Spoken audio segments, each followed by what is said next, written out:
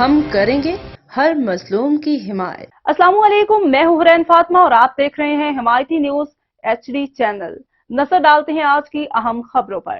سندھ کے سینئر وزیر شرجیل میمن نے FIA سے بانی PTI عمران خان کا سوشل میڈیا اکاؤنٹ بند کروانے کا مطالبہ کر دیا۔ شرجیل میمن کا کہنا ہے کہ شیخ مجیب اور سقوط ڈھاکہ کی ویڈیو بانی PTI نے اداروں کو بلیک میل کرنے کے لیے جاری کی۔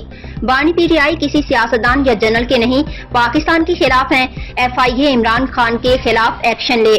کراچی میں شرجیل میمن نے پریس کانفرنس کرتے ہوئے عمران خان کو شدید تنقید کا نشانہ بنایا اور کہا کہ جیل میں قید شخص انٹرویو دے رہا ہے، پارٹی ٹکٹ دے رہا ہے۔ جیل میں قید شخص سے منسوب بیان گمراہ کن ہے۔ شرجیل میمن نے کہا کہ جیل میں قید شخص پاکستان کو نقصان پہنچانا چاہتا ہے۔ جیل میں بیٹھے شخص کے انٹرویو بھی چل رہے ہیں، آرٹیکل بھی چھپ رہے ہیں، غلط ویڈیوز چلا کر ملکی اداروں کو بدنام کرنے کی کوشش کی جا رہی ہے۔